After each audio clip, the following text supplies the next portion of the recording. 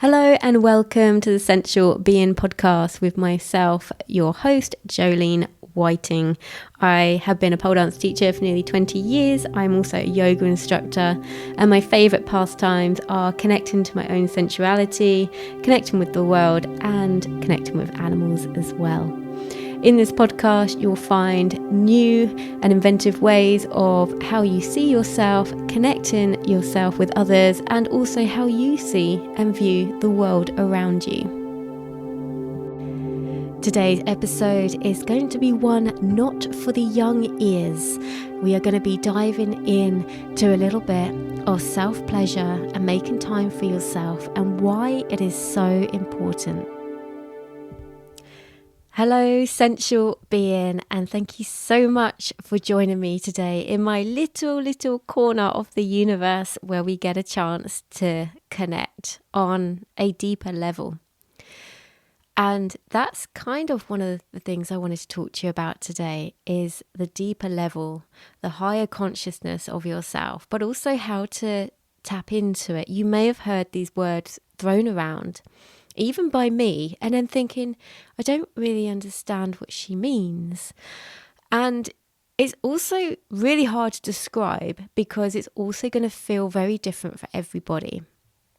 But I wanted you to really think about how you could tap into yourself further. And I remember hearing something, it was last year, from a really lovely woman, really lovely. But I remember the comment and it stuck with me and it's grown on me quite a lot, as in like, oh, it bugs me. Like, why does it bug me? And it's got no right to bug me. This is just some inner workings of my own mind. But she said, just as a passing comment, that, oh, I only read fiction. I don't read anything that's like any personal development or anything like self-help. I just can't be asked. I just can't be bothered. And I was thinking, wow. I mean, it's interesting to think that someone could be so enhanced within themselves that they think that they don't need to go any further. And to be honest, I don't think I've ever met anybody who doesn't need to go any further into themselves to find out more. And it stuck with me because I thought, I grew up in a time. And I remember, particularly, there was a scene, I used to love watching Sex in the City. And there was a scene where Charlotte was looking for a book in a bookshop. And it was in the self-help section. And she ended up going there. She sort of found the book that she wanted. And then there was a woman next to her, bawling her absolute eyes out. And this woman was going, oh my gosh, that book, it really helped me. And she was looking at another book at the time. And I was like, oh, that really helped me. And then Charlotte was just like, travel? I was looking for the travel section, travel, to like make out that she didn't want to be in the self-help section. And it's interesting that is the stigma that I have grown up with. And to actually break through that mold, and there's a lot of people breaking through that mold now and doing amazing work. I mean, when you look at the depth of Tony Robbins's work, he's just grown over the years, and people are really sort of flocking to it. But I think, years ago when he first started, nobody was. I think he had 7 people turn up to his very first seminar that he ever did, and it was a free one as well. And yeah, so, this sort of stuff, there's been quite a stigma towards it, and it's okay if you feel that stigma. It is okay because societal conditioning has put that on us. Why, you ask? Now, there's a very good question there. Why?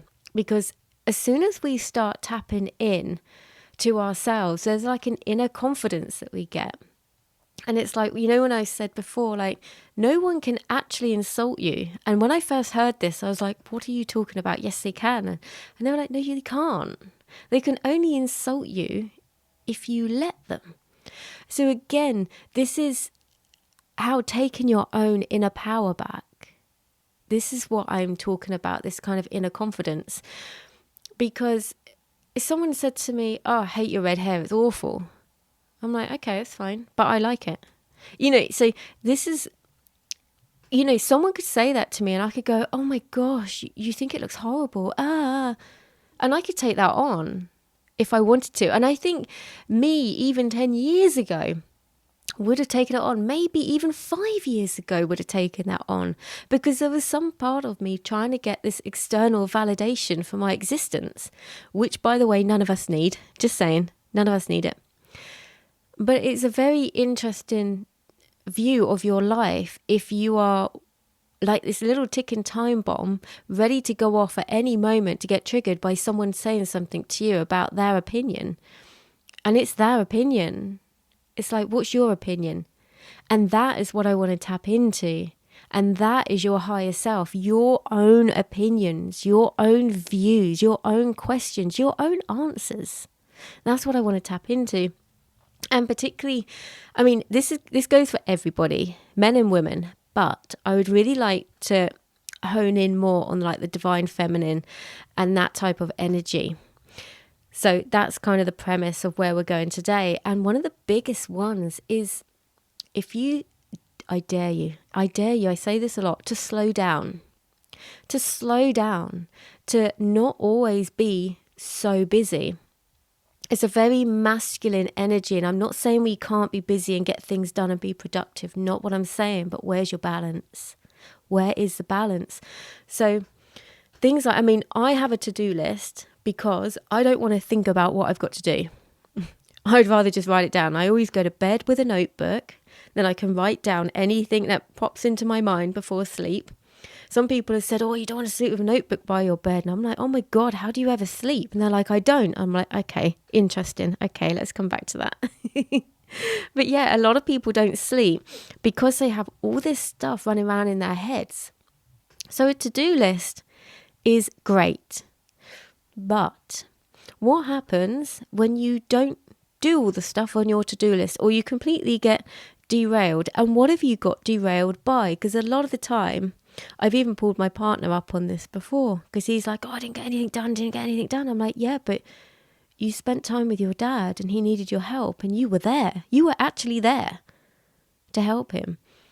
And it's things like that you're like, oh yeah, that's interesting. Yeah, I was there. And actually, we can get so bogged down by our to-do list that doesn't matter that we forget about the things that are actually happening that do matter. And one of the things you could do, maybe even at the end of your day, you could write down a ta-da list.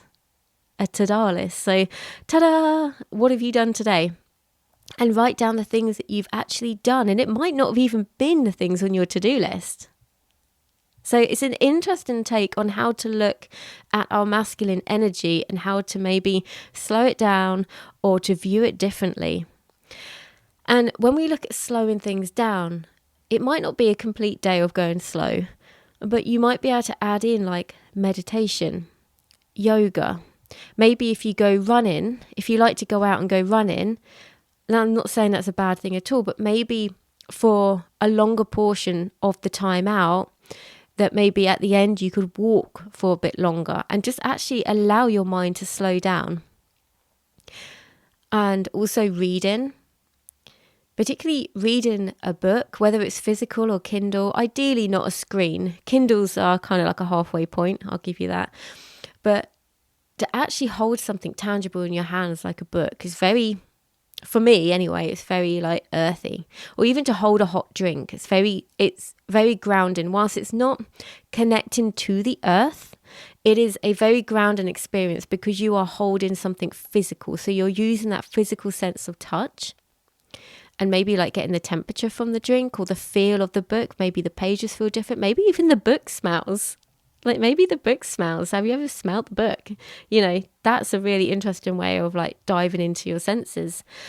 But the reason why I'm saying all of this is because society and the way we are conditioned and push, success, goals, targets, achievement, to actually slow down, our inner conditioning will make you feel like it's stupid, it's pointless, it's worthless. Why are you wasting your time?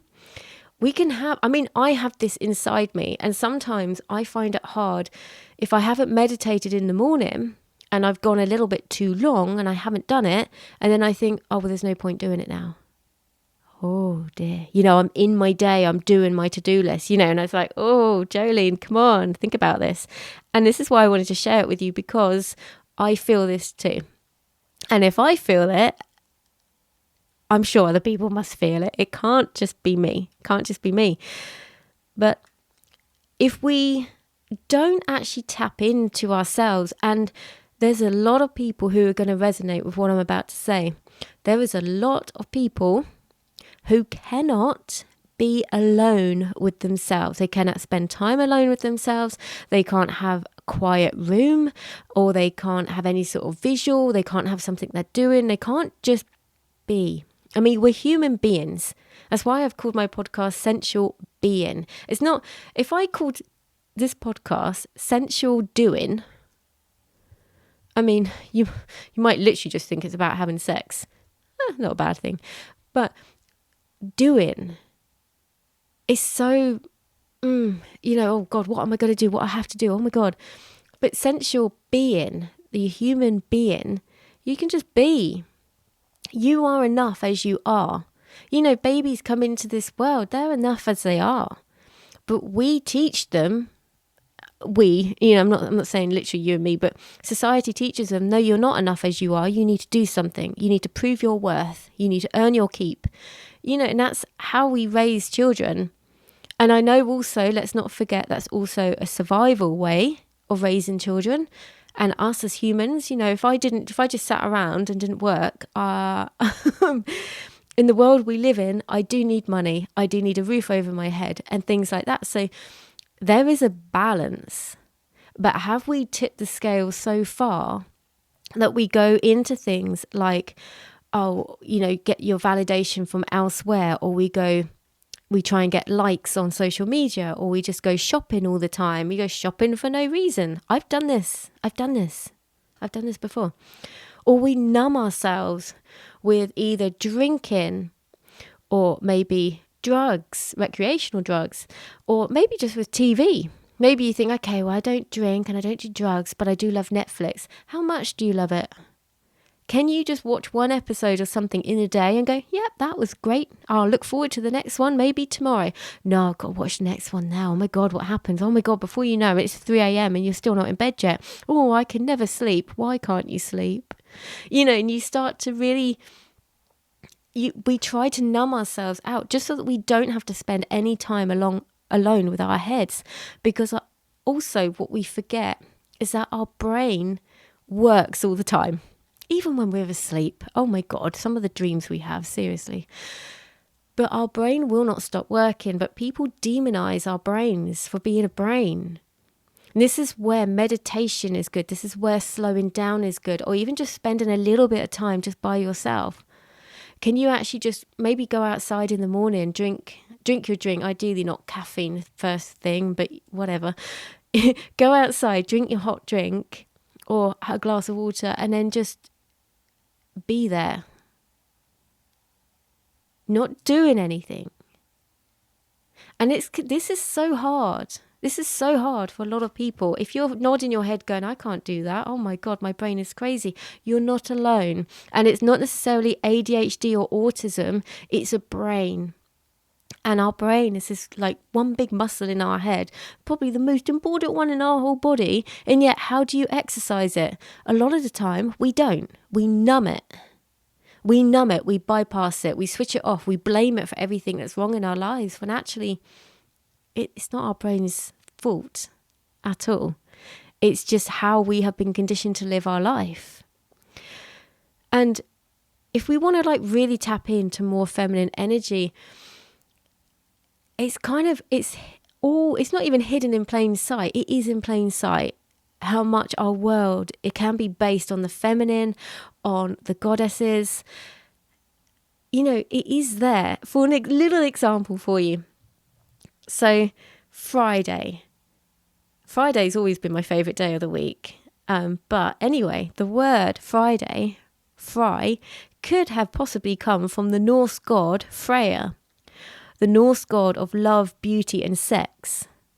I mean, come on, it doesn't get much more goddess energy than that. We have a day of the week for the goddess, Freya. That's pretty cool. And then when you look at the moon cycles, there are 13 moon cycles in a year. And it goes through an ebb and flow of energy, the same as ding, ding, ding, a woman. We have, in theory, supposedly, 13 cycles a year. I know everyone's cycle is different, so work with it how you will. But typically, we have 13 cycles of our menstrual cycle in a year. So again, we are so cyclical, which means that we should be trying to work with our energies, not against, not, I feel tired today, so I'm going to have more caffeine. No, you're tired today. Why are you tired? Where are you in your cycle? Have you even got your cycle at the moment? How is it doing? How are you connected to it? Do you just pop some pills and get past it? Or do you sit with her? And when I say sit with her, sit with your womb, sit with that part of you and come home to yourself. And also in Sanskrit, we heard the word yoni quite a lot. There's so many businesses, there's so many practices that use the word yoni. So yoni in ancient Indian Sanskrit means, it's this Sanskrit word for vagina, but it literally translates to the holy place, the temple. We don't even have a word in the English language that can encompass that.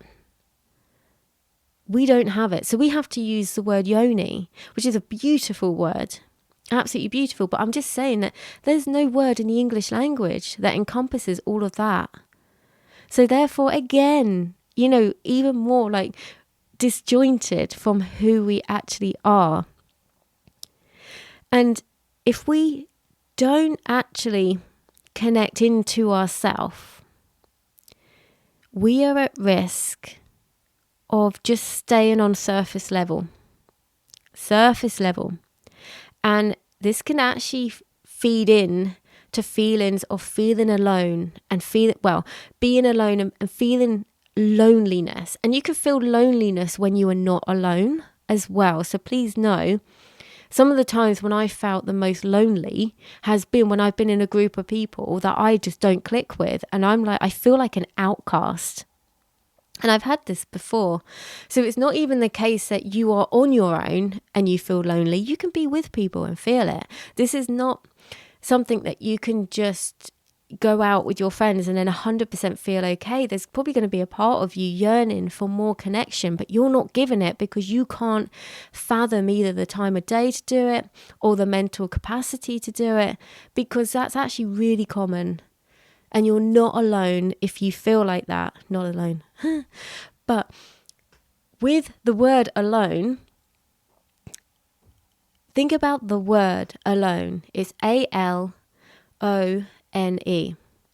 If you add one more L in there, it's all one. You are all one. You are enough as you are. You are who you're meant to be. You are all one. But somehow that word has been taken to be alone. Oh, bad. It's not bad. It's really not bad. And when we kind of can't be with ourselves, we don't know what we want for pleasure as well. So we can end up relying on others for pleasure because we haven't done any of the inner work. And yes, I'm going to be talking about masturbation from this point onwards a little bit as well, because that is such an incredible way to come in to ourselves. Our own sexual energy is so potent and so magical. And I'm not saying you have to have an orgasm to feel this. I'm saying you can tap into this. You can tap into your own sexual energy and have this incredible lust in your life. But you actually have to have the time to make the time to come into yourself and literally come into yourself. And it doesn't happen just overnight. You actually have to make time. And like I say, we live in a very masculine driven to-do list world, that actually to take the time to come into ourselves, you can feel a bit edgy on even just trying to make the time. And that's okay. That's okay. I'm going to give you some ways that you can actually just start to come in and come home to yourself. And one of the favorite ways I have, oh my God, favorite ways, is mirrors. Mirrors. So when you use a mirror for any sort of mirror work, I want you to really make sure you are surrounded by a beacon of love and light, whether you can see it visually or you're just saying it to yourself, or you can close your eyes and imagine it. I want you to make sure you are surrounded by an aura of beautiful magnetic light. Even if you are feeling any sort of darkness, that's okay. We're not getting rid of the darkness.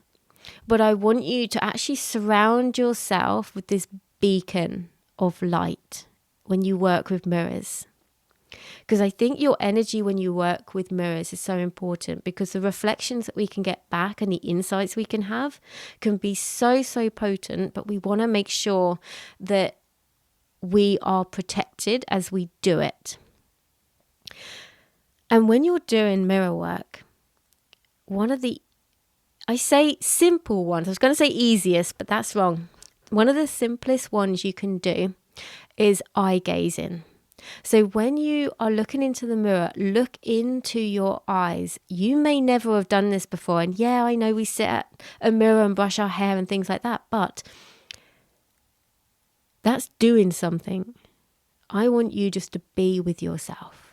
I want you to look into your eyes. I want you to look into the universe and the galaxies within your eyes. And if you can do that, that is an amazing gift of sight.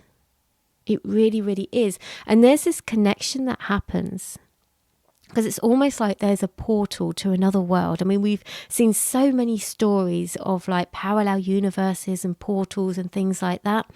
Mirrors is almost like a gateway to this other portal, this other you that is living on the other side of the mirror. So when you're gazing into her eyes, into your eyes, I want you to send so much love. You can say this out loud. You can just do it visually through feeling, but I want you to fill yourself up with so much love. And it's the sort of love that you have when you're brought into this world. It's this unconditional love from the universe, from God, from your parents when you have just been born. It's that type of nurturing love. And I know not everybody has managed to feel this love throughout all of their life. But this love is there for you to tap into if you allow yourself. So this universal energy of love, this unconditional love, this appreciation for your gift of life. You are a gift in this world. And that is something that I really want you to try and tap into. Even if you just say some of these words out loud, but they don't hit home today, that's okay. Try it again another day and then another day, but keep going, because you are worth the time. I promise you. What you can also do in front of the mirror as well is dance. Put on a song that makes you feel powerful, beautiful, seductress vibes, whatever the vibe is that makes you feel a little bit like sensual, a little bit into your sexual nature, a bit primal, whatever that vibe is, a little bit wild, a little bit saucy, whatever it is. Just be aware of the lyrics in the song as well. If they are lyrics that's really going to kind of put you down, even if the song is good, just be aware. And it's not about, you can do this in the dark, as well. So you can have low lights on if you want to. And to really, really hone in on this even more, if you do that and do it naked, either the eye gazing, the dancing, doing that naked, or maybe taking the time to take a layer of clothing off. Maybe you don't get naked, but you just take your jumper off. And maybe you play with the jumper as you're taking it off. This is just between you and you. This is your time. This is not a time, you can if you want, but it's not a time to record it and then watch it back or share it with people. This is a moment between you and you. And this moment, we have to remember that every moment in our life is special. There's no such thing as an ordinary moment. Every moment is special. And by doing this between you and you really start to tap in to that being, the sensual being part of yourself. And also actually touching your body, your beautiful, magnificent body, which has got you to this point in your life. Not everybody has. That's a gift. To touch your body, like stroking your body, stroking like your neck, maybe like even like in your elbow crease, like under your wrist. Oh, I just touched under my wrist now. Sorry, I'll stop doing that. It's going to distract me. But all these little soft touches that you can give to yourself so that you can really learn yourself so much more. And to even go so far as to actually pleasure yourself. And if you do this in front of a mirror, oh my God, you just tap in so much more. You don't have to do it. You can do it however you want, but to tap into yourself. I mean, to be able to see your own pussy as you're playing with it is a new level of porn. It's so magnificent. It really, really is. And I'm bearing all with you here because it's important. And these are things that I have been doing over the last few years. And I didn't just do them all in one go. They've grown.